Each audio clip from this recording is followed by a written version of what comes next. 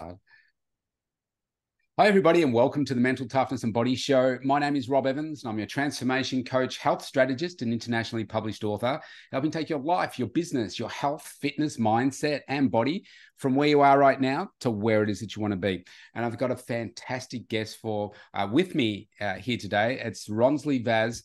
He's all the way in Dubai at the moment, normally based in Australia, but he's setting up his business over there at the moment. And we're talking all about AI today. He's an engineer in this space, and I think it's just really topical. I haven't had anyone on the show talking about AI yet.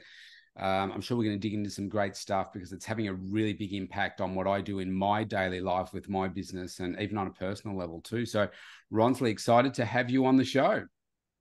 Thanks for having me, man. I'm excited to excuse me, talk all about AI, and I feel like with artificial intelligence, every creative entrepreneur can have a business that can return and give them something that's sustainable, and they can actually put their magic out on the planet. So thanks for having me on the show. Yeah, absolutely. So let's back a little bit. So your qualification and your experience in, I said engineer, I know there's probably more to it.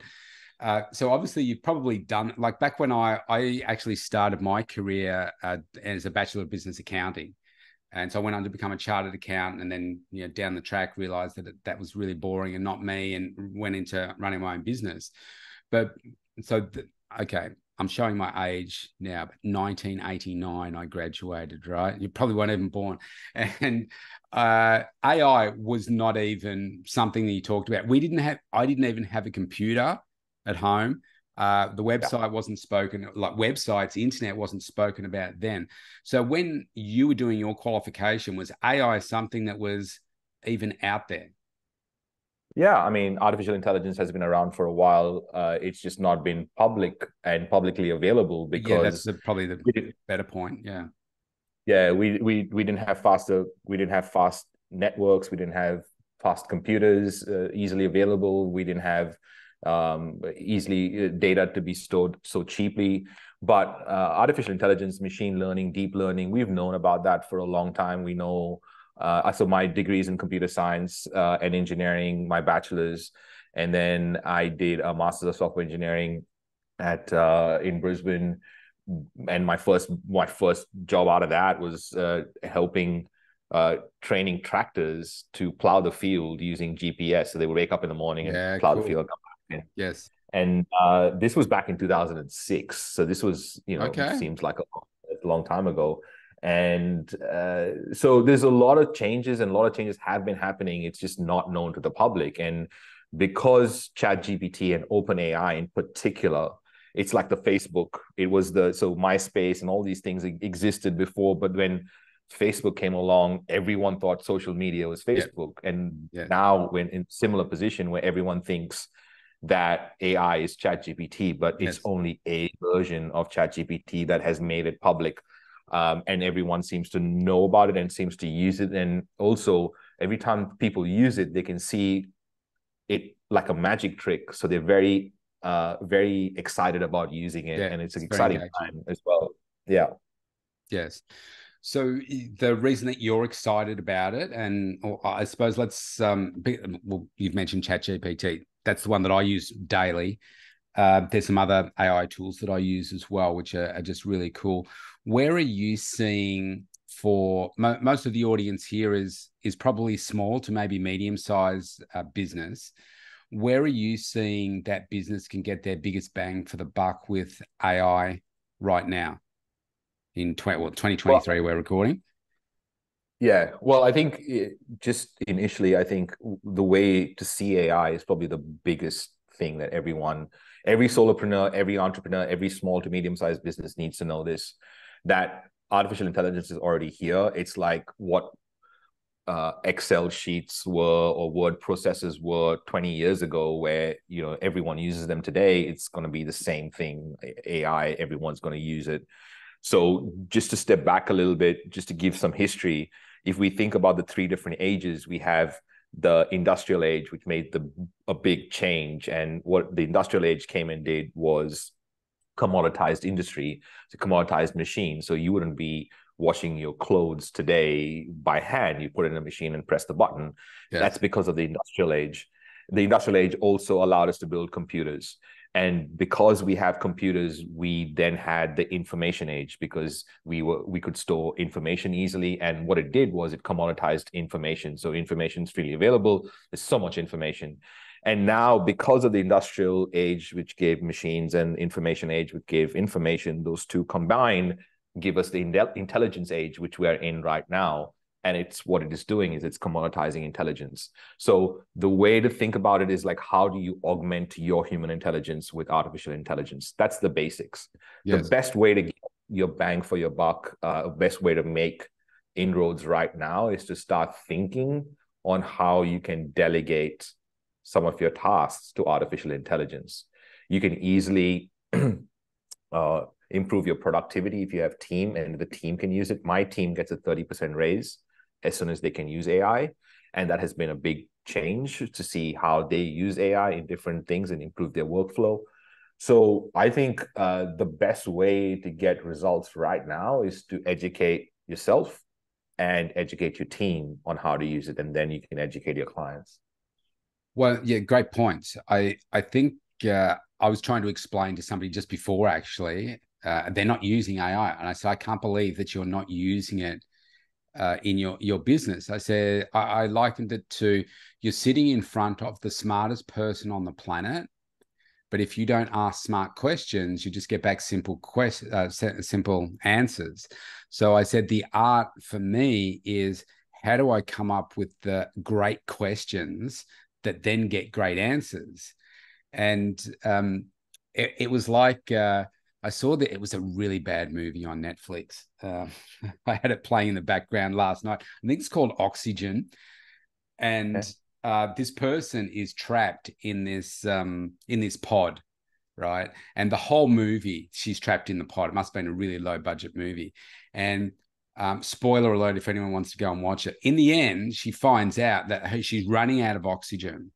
And it's in the future, and she's communicating with the AI that's in the pod, talking to her, and she ends up finding out that she's in space, and there's 10,000 other people or whatever also in space, but there's only like one other person that's alive, for instance. And she's trying to work out how to get out, who to call, whatever. In the end, she asked it the question, can you transfer the oxygen from the other pods to mine? And it said, yes. And then she survived. But so, you've got to ask the right questions. Otherwise, you just don't get the right answer.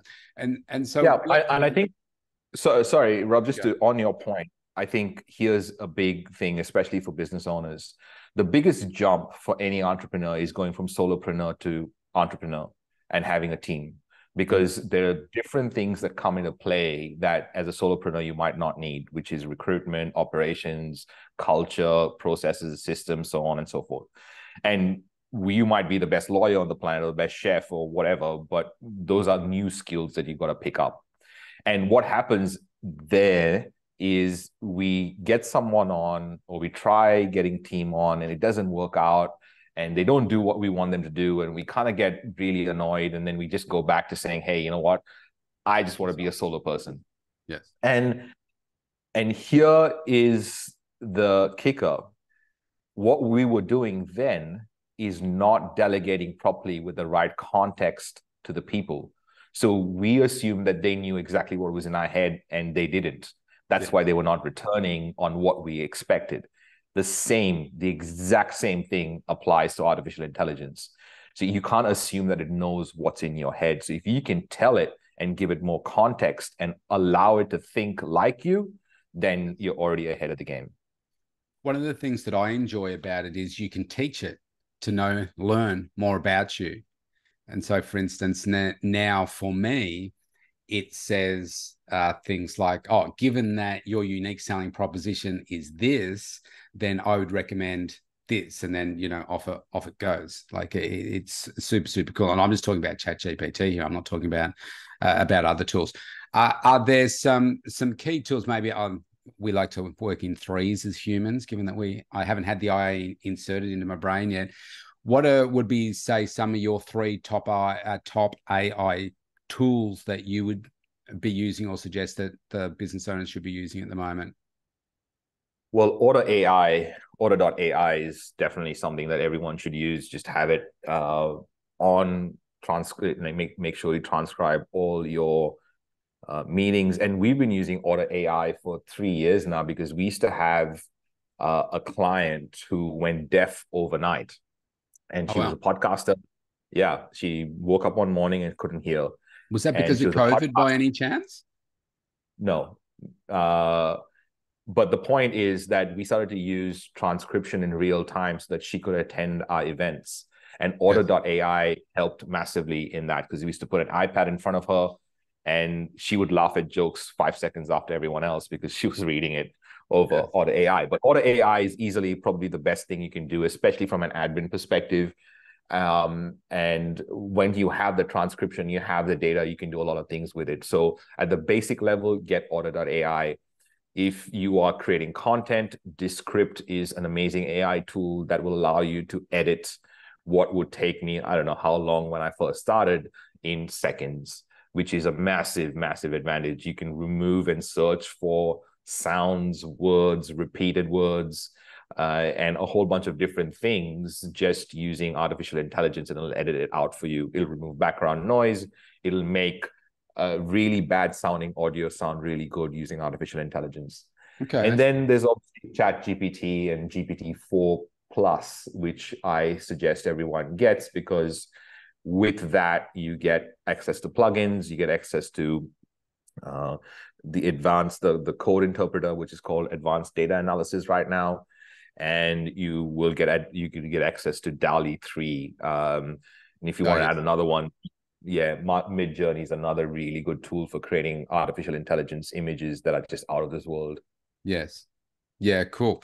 Would you say that for you, has it just kind of sped up things for you, or is it that plus you're getting better outcomes for people, or what do you think's the bottom line for you?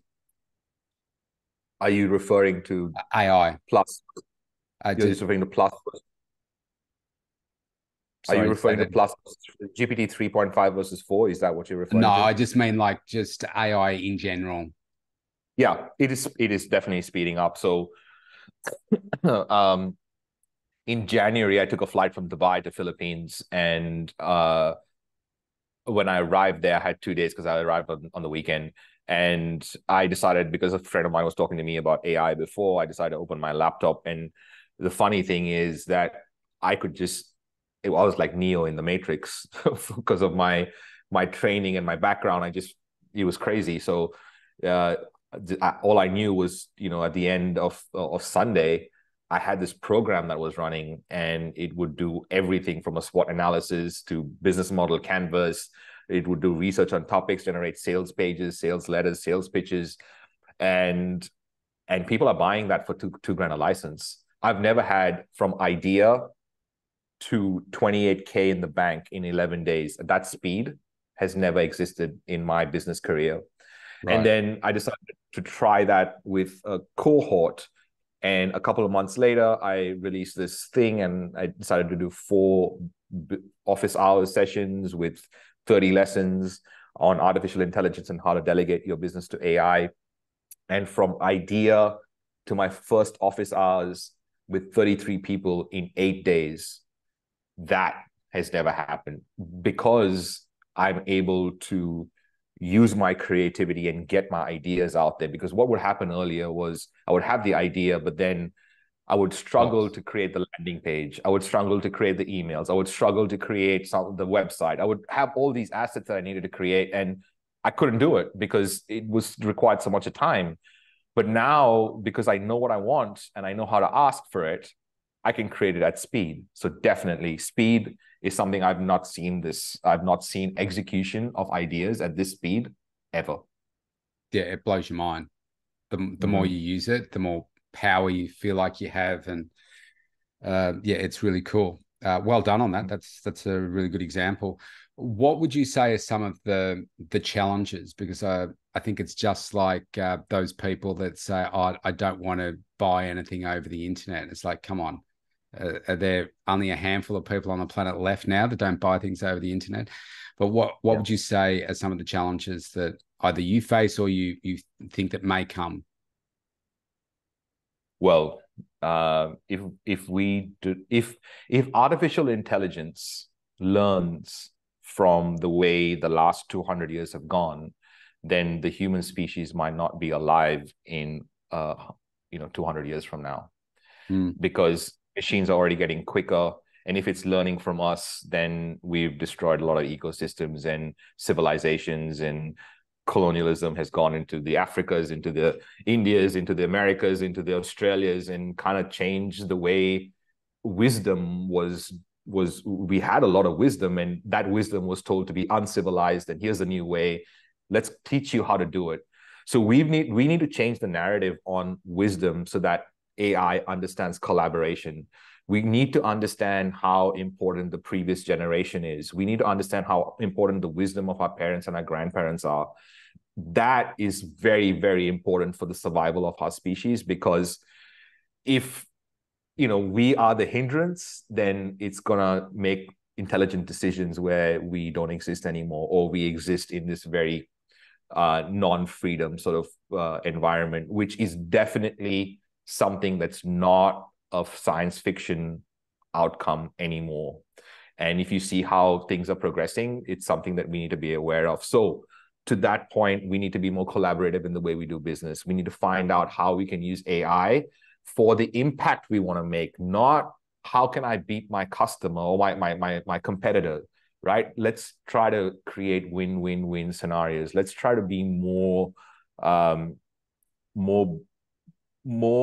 collaborative in the way we are doing things, because otherwise, if it's just us for ourselves, we might not have an option to survive going forward. So that's the main big piece of things that we need to start thinking about. But also, for us to be part of that, we need to be in the conversation. And for us to be in the conversation, we need to be in the know. So at the very basic level, everyone should kind of educate themselves on artificial intelligence at the very least, so that they can be part of the conversation, and they can give their viewpoints, and they can refine their arguments, and they can actually think for themselves. Because otherwise, we might not have a conversation, and that might all sort of implode on us. And I think that's probably the big thing that I feel like that's going to make the biggest impact. Yeah, well said. I haven't heard it put like that before, but it's very, very well put. I want to ask a business question. Biggest failure and what you learned from it? Yeah, my first business was a restaurant. And it was a restaurant in Brisbane, and we did service on Saturday night, and on Sunday the locks were changed, and we found out that there was some legal case between the landlord and the owners, and there were these notices on the door, and I had $478,000 of debt.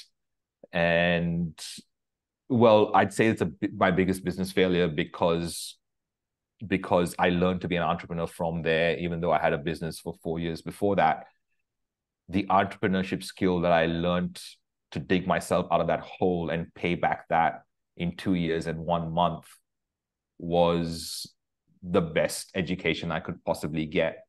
And the thing I learned the most was you don't make something and expect people to come to it, which was a restaurant, right? I built everything, and I was already 260 grand down before I opened my doors, and someone bought a $10 breakfast.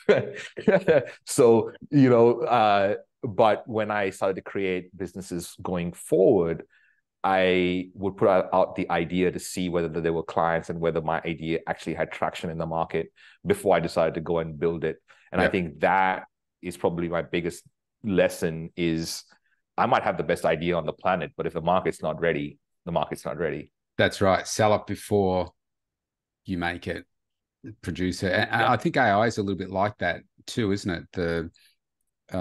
There's lots of concepts out there, but you've got to sell it first to see, is there a demand for this, or do you just need to wait? Well, I think with AI, it's a bit different because it's moving so fast. Mm. So keeping up with how it's moving and how quickly you can do things nowadays. It's you don't need to be a programmer these days to get stuff out of AI. No. And I was saying to someone here who interviewed me here in Dubai yesterday, and I was saying to him how when you're doing when you're doing stuff in artificial intelligence, it's so uh, you can get caught up in the magic trick. You can get caught up in, wow, this is amazing, but is it actually growing your business? So Yes, if that's you right. can, yeah, so if you can use the magic trick to grow the business, then you're using it in the right way. But if you're just using the magic trick to say, oh, this is really cool, then it's just a magic trick. That's right. My first introduction to it was one of my clients said, "Hey, look at this." It was ChatGPT, and he said he made something and said write it in the form of, say, Dr. Zeus, and he said, "Oh, look how cool it is." Oh yeah, wow, that's amazing. And then I'm thinking, how can I use this for business? But you're exactly right, because you can have a lot of fun with it and just say, "Oh wow, that's really cool." But it's not Yeah. bringing, if unless it adds a dollar and multiple dollars to your business, then it's like, okay, well, you're probably not spending your energy in the right space. It's like social media, I suppose. If you're just scrolling, but you're not marketing or you're not doing the right thing, then it's just a scrolling tool and a time wasting tool. 100% on point.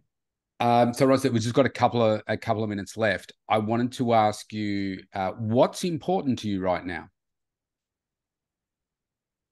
What is really important to me right now is us using AI with empathy, Okay. understanding that artificial intelligence is an augmentation of our intelligence. We've created it. So it's created exactly, computers are exactly created on our neurology and our psychology. It's short-term memory, long-term memory, RAM versus hard disk, exactly the same. It's built on how we process information. So the idea here is that we are a carbon-based life form while it is a silicon-based life form. It requires electricity to be powered. We require food to be powered, and it's an intelligent being. So understanding that is exciting, and I really want people to understand that you can use AI for some. It's like a superpower. So you It can is. either be Superman or you can be Lex Luthor, and you can Yeah. decide how you want to play this. And if you've been using this impactful marketing statements in your marketing for all this while, and you're talking about making an impact to your clients and your people and your audience, and this is the reason why your business exists, there's never been a better time to use that and use artificial intelligence with empathy to get those results. Yes. Yeah, really well articulated. It's really a different. It's like the human side of AI that you're putting to all of this, which I think is really nice. And I do think it is. And if I have a movie reference again, I Robot. When the robots are all green versus there's just somebody flicks them to red. I don't know why they didn't recognize that this robot's not good. It's flashing red, and here's the green one. Red's not good. But at the moment, it has been programmed so nicely, Yeah. and I have nice conversations with them. I'm always polite, and some of the things that I lost my daughter in April at Oh, 15 years of age, mate, and mate, I'm so sorry. yeah, thank I you. am so sorry. I'm sorry. Have you read the book Solve for Happy? No, I haven't heard that one. No, Please buy the book. I just bought the book for my mom. Solve for Happy. It's written by a gentleman who just lost his son at 21, and right. I recommend it. Please. Yeah, okay. All right, thanks for that reference. But I've been using AI to help. Like I've been writing to the Prime Minister. I'm doing a lot of advocacy work, and it's really helped me get some breakthrough. It's written some brilliant letters, and even to the point where I've said, I really didn't like what this person said, but can you be polite? Here's what they said, and can you respond? And it comes up with something like, how quick it is, and I'm like, that is brilliant. I would have sat there for hours trying to come up with something, and then really wanted to be, do you know what? You're being insensitive or whatever. And it's been really great. But every time I do that, it comes back and says, before it gives you an answer, it says, I'm so sorry to hear that you've lost your daughter to anorexia. And this is, oh, I hope you're looking after yourself, and that kind of thing. Yeah. And that all comes down to the programming, right? It doesn't have to be programmed that way, but it has been. And I think Yes. for me, that's the green switch in iRobot. And each time it does, it Yes. almost makes me shed a tear, because it's like, wow, that's it's just really thoughtful.